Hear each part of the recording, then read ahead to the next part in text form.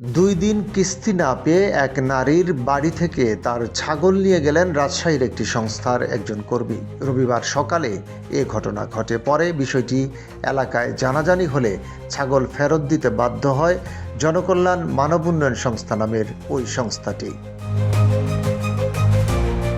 নগরের টিকাপাড়া বাসার রোড এলাকার একটি ভাড়া বাসায় সংস্থাটির কার্যালয়। সংস্থাটি এলাকার দুস্থ মানুষের মাঝে ঋণ বিতরণ করে। ফাতেমা বেগম নামের এক নারী ঋণ নেওয়ার পর ২ দিন কিস্তি দিতে না পারায় তার বাড়ি থেকে একটি ছাগল নিয়ে যান ওই সংস্থার মাঠকর্মী।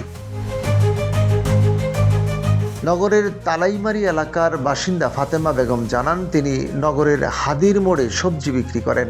এই ব্যবসার জন্য ওই সংস্থা থেকে ১০,০০০ টাকা ঋণ নিয়েছিলেন। ইতিমধ্যে ৪,০০০ টাকা শোধ করেছেন। সম্প্রতি এক দুর্ঘটনায় তিনি কোমরে আঘাত পেয়েছেন। ব্যবসা করতে পারছেন না, তাই ২টি কিস্তি দিতে পারেননি। এজন্য তার বাড়ি থেকে ছাগল নিয়ে যায়। তিনি জানান, রবিবার সেহরি খেয়ে নামাজ পড়ে তিনি পাশের বোনের বাড়িতে ঘুমাচ্ছিলেন। সকালে ওই সংস্থার মাঠকর্মী কিস্তি আদায় তার বাড়ি যান। তাকে না পেয়ে বাড়িতে বেঁধে রাখা একটি ছাগল নিয়ে চলে যান। তবে ছাগলটি তার নিজের না। রিসা বেগম নামের এক নারী ছাগলটি তার কাছে আধা আধি হিসেবে পুষতে দিয়েছেন। রবিবার বেলা ১২টার দিকে ওই সংস্থার কার্যালয়ের সামনে গিয়ে দেখা যায় ছাগল ফেরত নিতে ফাতেমা বেগম সংস্থার কার্যালয়ের সামনে এসেছেন। ছুটে এসেছেন ছাগলের আসল মালিক রিসা বেগমও। রিসা বেগম তুমুল বাগ্বিতণ্ডা শুরু করেন সংস্থার কর্মকর্তা নাসিরুল্লাহ কবিরের সঙ্গে। পরে ওই ছাগল রিসা বেগমকে বুঝিয়ে দেওয়া হয়। ছাগল হাতে নিয়ে হাঁটা শুরু করে রিসা বেগম বলতে থাকেন, সুদ খাওয়ার কারবার করছেন তো, আল্লাহই দিবে।